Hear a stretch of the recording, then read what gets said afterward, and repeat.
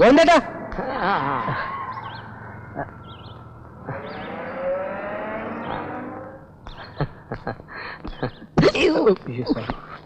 ഇതെന്താ ഇത്രയും ലഗേജ് ഒക്കെ ആയിട്ട്? വിശേഷിച്ചൊന്നുമില്ല. എന്റെ ഭാര്യയുടെ 16 അടിയന്തരത്തിലുള്ളതാ. എന്ത് ചെയ്യാനാ, പിടക്കോടികൾ കൂവുന്നു. നമ്മൾ പുരുഷന്മാർ മുട്ടയിട്ടിട്ട് ഓഫീസിൽ പോകുന്നു, ജോലി കഴിഞ്ഞ് തിരിച്ചു ചെന്നിട്ട് വേണം അടയിരിക്കാൻ. അതാണ് കാലം. തന്റെ ദാമ്പത്യ ജീവിതം എങ്ങനെയുണ്ട്? സത്യം പറഞ്ഞ എന്റെ കാരണവന്മാരെയൊക്കെ വെടിവെച്ച് കൊല്ലാനാ തോന്നുന്നു. ഓഹോ, അപ്പൊ അനുഭവിച്ചു. കല്യാണത്തിന് ഒരുങ്ങുമ്പോഴേ ഞാൻ പറഞ്ഞതാ, മോനെ ദേവദാസ, വേണ്ട, അറിഞ്ഞുകൊണ്ട് ചതുപ്പലത്തിൽ കാലുകുത്തരുതെന്ന്. പക്ഷെ അപ്പൊ നീ എന്നെ ധിക്കരിച്ചു. അനുഭവി രാജാ, അനുഭവി. ചേട്ടൻ എന്തൊക്കെയാ പറയുന്നത്? എന്നെ പോലെ നിന്റെ ജീവിതം നാളെ നക്കിയില്ലേ, എനിക്ക് സമാധാനമായി. ചേട്ടൻ തെറ്റിദ്ധരിച്ചു. ഞാൻ കാരണവന്മാരെ പഴി പറഞ്ഞ അതിനൊന്നുമല്ല. പിന്നെ ശിശുക്കളായിരിക്കുമ്പോ തന്നെ ആണിനെയും പെണ്ണിനെയും വിവാഹം കഴിപ്പിക്കുന്ന ആ പഴയ സമ്പ്രദായം കാരണവന്മാര് വീണ്ടും കൊണ്ടുവന്നിരുന്നെങ്കിൽ എത്ര നന്നായിരുന്നേനെ. You mean child marriage? അതെ, സത്യത്തിൽ ഇപ്പോഴാ ഫീൽ ചെയ്യുന്നത്. എത്ര വർഷമാണ് ഞാൻ ഒറ്റത്തടിയായിട്ട് വേസ്റ്റ് ചെയ്ത് കളഞ്ഞത്. ഗോവിന്ദേട്ടാ, വേറൊന്നും കൊണ്ട് പറയല്ല, എന്റെ സങ്കല്പത്തിലുള്ള അതേ ഭാര്യ. കാലത്തെഴുന്നേറ്റ് കുളിച്ചീറൻ മാറി പുളിയിലക്കര മുണ്ടെടുത്ത് ഒരു കുറിഞ്ഞി പൂച്ചയുടെ മൃദുലതയോടെ മെല്ലെ മെല്ലെ നടന്നു വന്ന് അവൾ എന്നെ വിളിച്ചുണർത്തും. എന്തിന്? ബെഡ് കോഫി തരാൻ. എന്നിട്ട് കുളിച്ചു വരുമ്പോഴേക്കും കയ്യിൽ രാസ്നാദി പൊടിയുമായിട്ട് അവൾ കാത്തിരിക്കുന്നുണ്ടാവും. മൂർധാവിൽ അവൾ തന്നെ നന്നായി തിരുമ്മിത്തരും. ഇല്ലെങ്കിൽ തലയിൽ നീരിറങ്ങും അത്രേ. തിരുമ്മി കഴിഞ്ഞിട്ട് ഒരു സ്കൂൾ കുട്ടിയെ പോലെ എന്നെ അണിയിച്ചൊരുക്കും. കുപ്പായത്തിന്റെ ബട്ടൺസ് എങ്ങാനും പൊട്ടിയാൽ അപ്പൊ തന്നെ തുന്നിത്തരും. എന്നിട്ട് തീൻമേശയിൽ പ്രഭാത ഭക്ഷണം എല്ലാം റെഡി. വിളമ്പിയതെല്ലാം ഞാൻ വയറ് നിറച്ച് കഴിച്ചോണം, അല്ലെങ്കിൽ പരിഭവ. മതിയെന്ന് പറഞ്ഞാലും സമ്മതിക്കില്ല. പിന്നെ ഓഫീസിലേക്ക് പുറപ്പെടാൻ നേരത്ത് എന്നും ഒരു സ്പെഷ്യൽ സമ്മാനം തരും. സമ്മാനമോ? എന്താ അത്?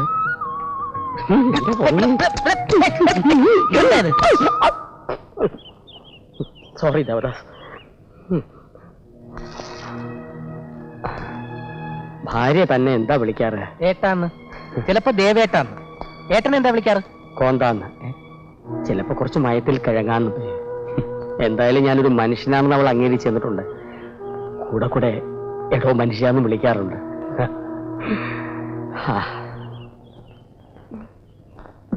പോയപ്പോ ഒരു കാര്യം പറയാൻ മറന്നു. കുറച്ച് മണ്ണെണ്ണ വേണം. എന്തിനാ? ആത്മഹത്യ ചെയ്യാൻ പോകണോ? ഞാനിപ്പോ അല്ലെന്ന് അമ്മയ്ക്കാ. തള്ളെ തട്ടാനോ? ഞാൻ ഉടനെ വാങ്ങിച്ചോണ്ടിരാ. അതല്ലെന്ന്, അമ്മയ്ക്ക് കുളിക്കാൻ ചൂടുവെള്ളം വേണം. ഗ്യാസ് ഉപയോഗിച്ചാൽ മുതലാവത്തില്ല, അതുകൊണ്ടാ. എന്റെ ഈശ്വര, കഴിഞ്ഞ ആഴ്ച ഇവിടെ വന്നു ഞണ്ണി കുളമാക്കിയിട്ട് പോയതല്ലേ തള്ളയും മോനും. പിന്നെന്തിനാ ഉടനെ ഇങ്ങോട്ട് കെട്ടിയെടുത്തത്? അയ്യോ, പറഞ്ഞ് നാക്ക് മൗത്തിലോട്ടിട്ടില്ല. ദേ വരുന്നു തീറ്റിപ്പണ്ടാരങ്ങൾ. ഇതെല്ലാം വെട്ടി എറിഞ്ഞ് മുമ്പിലോട്ടിട്ടുള്ളൂ. ബാഷ കേട്ടിട്ട് ശരീരം നന്നാക്കണം അമ്മേ.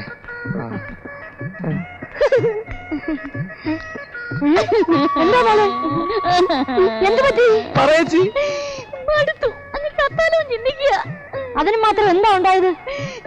ഗോവിന്ദൻ പറയാ അമ്മയും കുഞ്ഞുമോനും തീറ്റി പണ്ടാരങ്ങളാണെന്ന്. അതെന്ത് പണ്ടാരോ? അതൊരു തരം വൃത്തികെട്ട ജീവിയാണമ്മേ. എന്നാ എവിടെയാ അവൻ? അകത്ത്.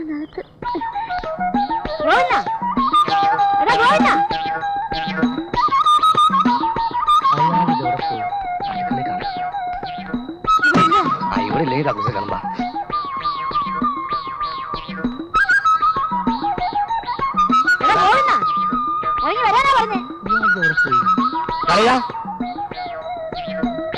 അമ്മച്ചി അവിടെ വേണ്ട കേട്ടോ, മറന്നോണ് എടുക്ക. അളിയനോ? അളിയപ്പോ ജാമ്യത്തിൽ ഇറങ്ങി. അതൊക്കെ അവിടെ നിൽക്കട്ടെ.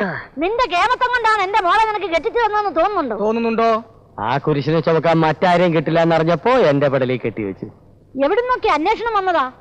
പൊന്നും പണവും തരണ്ടാന്ന് വെച്ചാ ഞങ്ങളുടെ കുടുംബക്കാരന് എന്നെ കെട്ടിച്ചു തന്നത്. ഈറ പരട്ട തള്ള. കുടുംബക്കാരന് ഇപ്പൊ കുതിരക്കാരനായി. അച്ഛനുള്ളപ്പോ പറമ്പിൽ പോലും കയറ്റത്തില്ലായിരുന്നു. ഞങ്ങളുടെ പറമ്പിൽ നിന്ന് തേങ്ങ മോട്ടിച്ചതിന് എന്റെ അച്ഛൻ തന്നെ മുതുക്കിൽ കെട്ടിയിട്ട് തല്ലിയത് മറന്നിട്ടില്ലല്ലോ. അതുകൊണ്ട് തന്നെയാടാ തേങ്ങ തലയവണ് നിന്റെ അപ്പൻ ചത്തത് തെണ്ടി. എന്റെ ചേച്ചീന് കണ്ണീര് കുടിപ്പിച്ച ചേച്ചി ഞാൻ വിധവേക്കാനും മടിക്കില്ല. കരടി കനകാമ്പന്റെ മോനാ ഞാൻ, പറഞ്ഞേക്കാം. കരടി വീട്ടിൽ വന്നോ അതോ അമ്മ കാട്ടിപ്പോയോ? എന്താ തുറിച്ചു നോക്കുന്നത്? ഒരു കൊച്ചു വിച്ചാത്തിയും അരമണിക്കൂർ പവർ കട്ടും അത്ര മാത്രം മതി എനിക്ക് തന്റെ കഥ കഴിക്കാൻ. എന്നെ കൊണ്ടത് ചെയ്യിപ്പിക്കരുത്. ആന മയക്കിയെ പേടിക്കണം, ആന മൂത്രത്തെ പേടിക്കണം. ഈ ഗോവിന്ദൻ ആരാണെന്ന് ഇന്ന് രാത്രി പവർ കട്ടില്ലാതെ തന്നെ നീ അറിയും.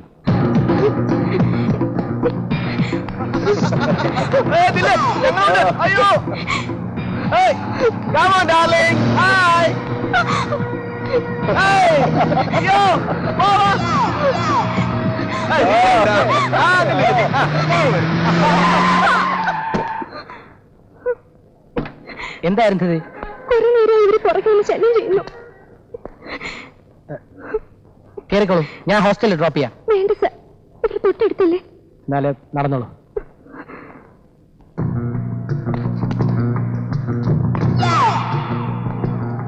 Mister Narendran, please. കാര്യം നിങ്ങൾ ഞങ്ങളുടെ കസ്റ്റമറൊക്കെ തന്നെയാണ്, പക്ഷെ നിങ്ങൾ ഈ കാണിക്കുന്നൊന്നും ശരിയല്ല. ധാരാളം പ്രാരബ്ധങ്ങളുള്ള ഒരു കുടുംബത്തിൽ നിന്നും ജീവിക്കാൻ വേണ്ടി പട്ടണത്തിലെത്തിയ ഒരു പാവം പെൺകുട്ടിയാണ്. അതിനിങ്ങനെ നടന്ന് ശല്യം ചെയ്യരുത്. എന്ത് ചെയ്യാനാ, ചെറുപ്പത്തിൽ അതൊരു ശീലായി പോയി ദേവദാസേ. അത് തല്ലുകൊള്ളുന്ന ശീലമാണല്ലോ. നിങ്ങളുടെ കുടുംബത്തിലെ അമ്മയും പെങ്ങന്മാരും ഒക്കെ ഇല്ലേ? അമ്മയ്ക്കും നിങ്ങൾക്കും പറയുന്ന ഫീൽ ചെയ്തു അല്ലേ? ഫീൽ ചെയ്യാൻ വേണ്ടി തന്നെയാ പറഞ്ഞത്. മിസ്റ്റർ നരേന്ദ്രൻ, പണം കൊണ്ട് എന്ത് നേടാം, പക്ഷെ വാങ്ങാൻ പറ്റാത്ത ചിലതുണ്ട്. അത് പണം കയ്യിലില്ലാത്തവന്റെ ഫിലോസഫി അല്ല പണക്കാരാ. നമുക്ക് കാണാം. കാണാം.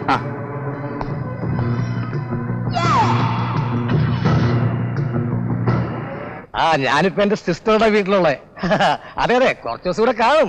No just for a change. എസ്റ്റിന് കാശോ അത് അളിയൻ കൊടുത്തോളൂ. പിന്നെ അളിയൻ നല്ല കുക്കാ, നല്ല ഫുഡാ, ജസ്റ്റ് ഫോർ ടൈം പാസ്. പിന്നെ എന്റെ ഇവിടുത്തെ നമ്പർ നോട്ട് ചെയ്തോളൂ. 330437. ആർക്കാ? പ്രൈം മിനിസ്റ്റർക്കാണോ നമ്പർ കൊടുത്തത്? ഞാൻ പിന്നെ വിളിക്കാം. പ്രൈവസിയോടൊന്ന് ഫോൺ ചെയ്യാൻ സമ്മതിക്കില്ലേ? ഇത് വലിയ ഡിസ്റ്റർബൻസ് ആയല്ലോ.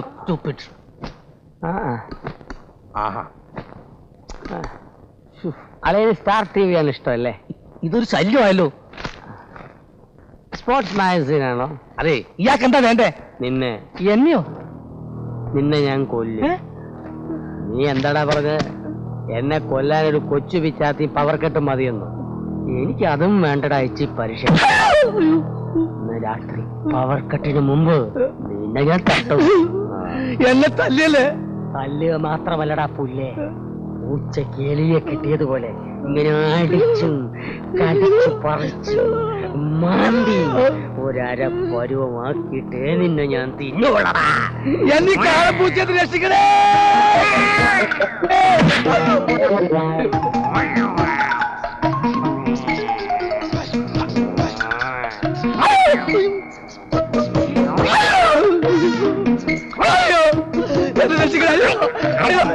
അയ്യോ നാട്ടുകാരെ, അയ്യോ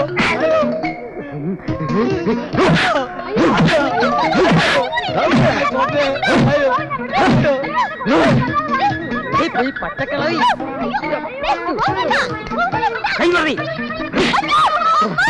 പുറകെ കിടന്ന് സിമ ഉണർന്നു. അല്ല, അവനെ ഉണർത്തി. ഇന്ന് രാത്രി പവർ കട്ടിന് മുമ്പ് അവനെ തട്ടും. ആരെങ്കിലും നിർത്താ അവരെ ഞാൻ തട്ടും. അവൻ പോയി.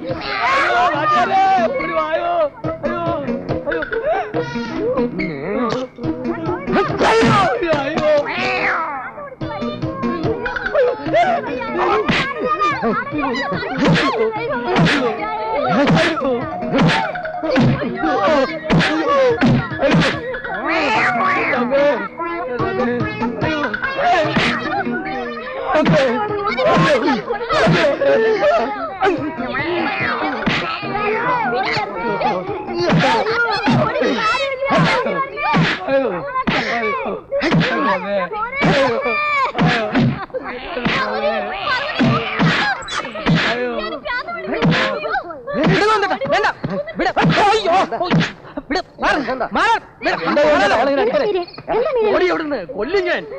ഒരു ഭർത്താവ് എന്ന നിലയിൽ എന്റെ ഗതികേട് നിങ്ങൾ മനസ്സിലാക്കണം. പരിസ്ഥിതി സംരക്ഷണ സമിതി മുതൽ ഓടുന്ന ബസിന്റെ വേഗത കുറയ്ക്കാൻ വരെ ഈ നാട്ടിൽ സംഘടനകളുണ്ട്.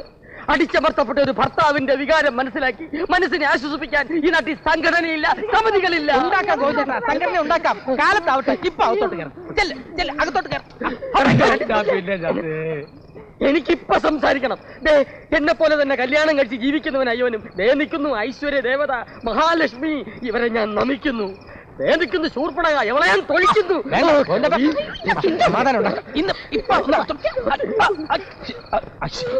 എന്തോ സഹിക്കാനാവാത്ത പ്രശ്നമുണ്ട്. അതെ, ഇത് ഞങ്ങളുടെ കുടുംബ പ്രശ്നമാണ്. ഇതിലാരും ഇടപെടണ്ട, ഞങ്ങൾ തന്നെ തീർത്തോളാം. ഒന്ന് പോയേ, കൈവിട്ടെ. ആരും പോകരുത്, എനിക്ക് വെളുക്കോളം പറഞ്ഞിടത്തോളൊക്കെ മതി. കൈവിട്ടെ, വിടാൻ. അതെ, നമുക്ക് അകത്ത് പോയി എല്ലാം പറഞ്ഞു തീർക്കാം. അകത്തോടിയല്ലേ പോ.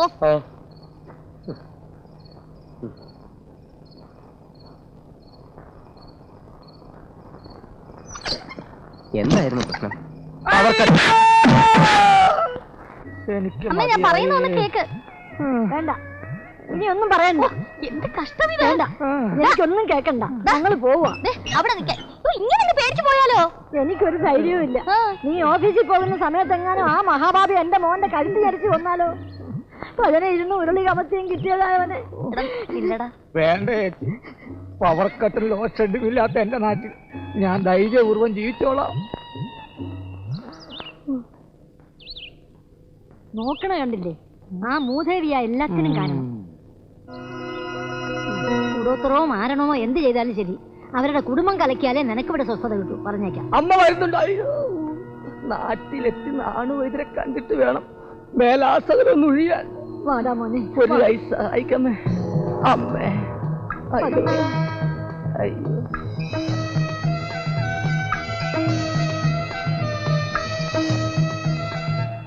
സത്യത്തിൽ ഇന്നലെ രാത്രി എന്താ സംഭവിച്ചത്? ഒരു അലർച്ചയും ഒപ്പം കറണ്ട് പോകുന്നതും കണ്ടു. നീ അതെങ്കിലും കണ്ടല്ലോ, ഞാൻ അതും കണ്ടില്ല. മുഖത്ത് വെള്ളം വീണപ്പോഴാ ഓർമ്മ വീണത്. കണ്ണൂർ നോക്കിയപ്പോ മുമ്പിലൊരു മത്തങ്ങ. മത്തങ്ങയോ? ആ, അതിന് 2 ഉണ്ട കണ്ണും ഒരു മൂക്കും. എന്റെ ഭാര്യയിടും. ആർഷഭാരതത്തിൽ എന്നെ പോലെ ഒരു ഭർത്താവിനെ രക്ഷിക്കാൻ ഒരു നിയമവും ഇല്ല അനിയ. ഭാര്യയ്ക്ക് ഭർത്താവിനെ തല്ല, ഭർത്താവ് ഭാര്യയെ നോക്കി ഒന്ന് തുമ്മിയാ പിന്നെ കേസായി, പീഡനമായി, പുകിലായി. എന്റെ ദൈവമേ. എന്താ ഭർത്താക്കന്മാർ രണ്ടും കൂടെ വല്ല യൂണിയനും ഉണ്ടാക്കാനുള്ള പുറപ്പാടിലാണോ? കാര്യങ്ങൾ ഇത്തരത്തിലാണെങ്കിൽ ചിലപ്പോൾ അതും വേണ്ടി വരും. സത്യം പറഞ്ഞാൽ ഇത് കുറച്ച് ക്രൂരമായിപ്പോയി. ദാമ്പത്യത്തിൽ സ്ത്രീ സമത്വം ആവാം, പക്ഷെ മേധാവിത്വം പാടില്ല. പെങ്ങളെ ഓട്ടോറിക്ഷ ഓടിച്ചത് കൊണ്ടോ മരം കയറിയത് കൊണ്ടോ ഹൈ ഹീൽഡ് ചെരിപ്പിട്ടത് കൊണ്ടോ ഒന്നും പുരുഷനൊപ്പം എത്താൻ പറ്റില്ല. സൃഷ്ടിച്ച ബ്രഹ്മാവ് പോലും പുരുഷന് തലച്ചോറും പെണ്ണിന് ഗർഭപാത്രവും നൽകിയാ പടച്ചുവിട്ടത്. പെണ്ണൊരും പെട്ടാൽ പടച്ചുവിട്ട ബ്രഹ്മാവിന് പോലും രക്ഷ കിട്ടില്ലെന്ന് അറിയാലോ. അറിയാം, പക്ഷേ കുലീനയായ ഒരു പെണ്ണിന്റെ നന്മകളിലൂടെ നല്ലൊരു കുടുംബം ഉണ്ടാവും. നല്ലൊരു കുടുംബം ഉണ്ടെങ്കിലേ നല്ലൊരു സമൂഹം ഉണ്ടാവും, നല്ലൊരു സംസ്കാരം ഉണ്ടാവും. അതെ, അറിയാത്തോണ്ട് ചോദിക്കുക. നിങ്ങൾ പുരുഷന്മാർ ഉദ്ദേശിക്കുന്ന കുലീനയായ സ്ത്രീ ഏതാ? ഞാൻ പറഞ്ഞുതരാം. സാധുവായ കഠിനമായി ജോലി ചെയ്യുന്ന, എല്ലായ്പ്പോഴും അടിമയെ പോലെ ഭർത്താവിനെ അനുസരിക്കുന്നവൻ നല്ല സ്ത്രീ. അവൾക്കൊരു ജോലിക്കാരിയുടെ സ്ഥാനം മാത്രമേ നിങ്ങൾ ഭർത്താക്കന്മാർ നൽകിയിട്ടുള്ളൂ. അല്ല, ഭർത്താവിന് വേണ്ടി പാചകം ചെയ്യുന്നു, വസ്ത്രങ്ങൾ കഴുകുന്നു, വീട്ടുകാര്യങ്ങൾ നോക്കുന്നു, കുട്ടികളെ നോക്കുന്നു എന്ന് പരിഭവിക്കുന്നവളല്ല, പരിതപിക്കുന്നവളല്ല നല്ല ഭാര്യ. ഇതൊക്കെ തന്റെ മാത്രം അവകാശമാണെന്ന് കരുതി സന്തോഷത്തോടെ അഭിമാനത്തോടെ ചെയ്യുന്നവളാണ് നല്ല ഭാര്യ. ഒരു ജോലിക്കാരിക്ക് കിട്ടുന്ന ശമ്പളം മാത്രമാണ് ഒരു ഭാര്യയ്ക്ക് കിട്ടുന്ന ഒരു ആയുസിന്റെ മുഴുവൻ സ്നേഹമാണ്, സംരക്ഷണമാണ്. ചുമരുണ്ടെങ്കിലേ ചിത്രം വരയ്ക്കാൻ പറ്റും. പേപ്പർ ഉണ്ടെങ്കിൽ ചിത്രം വരയ്ക്കാം. അങ്ങനെയും വരയ്ക്കാം. വാദപ്രതിവാദത്തിനൊന്നും ഞാനില്ല. ഒരു സത്യം പറയാം, ഒരു സ്ത്രീയുടെ പൂർണ്ണത പുരുഷനിലൂടെയാണ്, പുരുഷന്റേത് സ്ത്രീയിലൂടെ.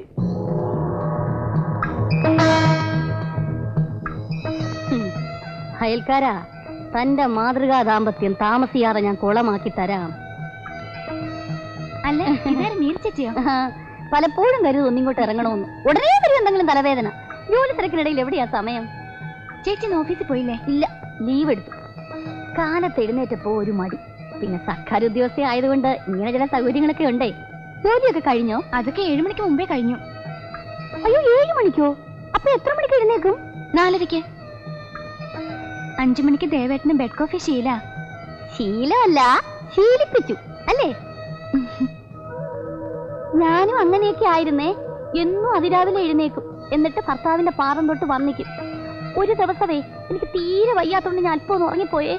ഒറ്റ ചവിട്ട് നടക്കുന്ന ഞാൻ പറയില്ല. എന്റെ നട്ടല്ലൊടിഞ്ഞില്ലെന്നേ ഉള്ളൂ.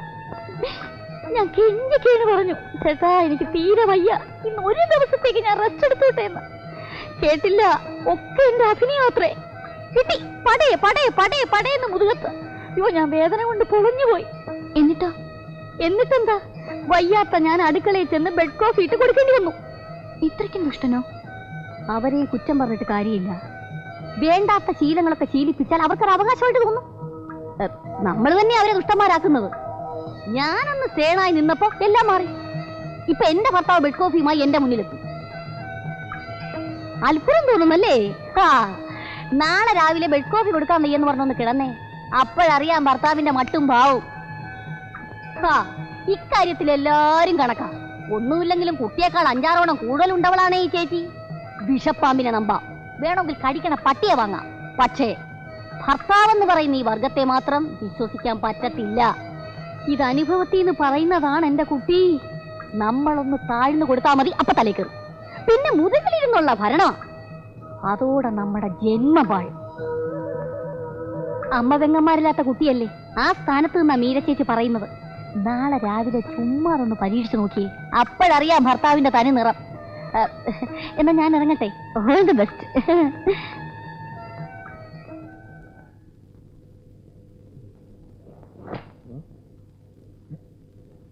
അയ്യോ, മണി 9 കഴിഞ്ഞല്ലോ. ഇനിയിപ്പോ കുളിച്ച് റെഡിയായിട്ട് ഓഫീസിൽ എത്തുമ്പോ നീ ഇതുവരെ എണീറ്റില്ലേ? രാവിലെ ബെഡ് കോഫി ആയിട്ട് എന്നെ ഒന്ന് വിളിക്കാത്ത എന്താ? എനിക്ക് നല്ല സുഖമില്ല. എന്ത് പറ്റി? ചെറിയൊരു തലവേദന.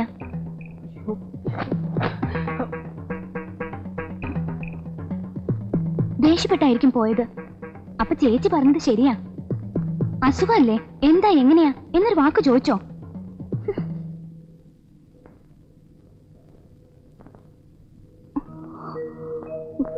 എന്താ ഇത്? അസുഖമായിട്ട് എഴുന്നേറ്റിരിക്കുക? തീരെ റെസ്റ്റ് ഇല്ലാത്താണ് ഈ തലവേദനയ്ക്കൊക്കെ കാരണം. ഈ ചുക്കാപ്പി കുടിച്ച് സുഖമായിട്ടൊന്ന് കിടന്നേ. ഒന്ന് ഉറങ്ങി എഴുന്നേൽക്കുമ്പോഴേക്കും തലവേദനയൊക്കെ പമ്പ് കിടക്കും. അയ്യോ, എനിക്ക് മിണ്ടരുത്. പയ്യാരം കളിക്കാൻ നീ ഇതൊന്ന് കുടിച്ചേ. കുടിക്ക. ആ, അത്രയും കുടിക്കേ.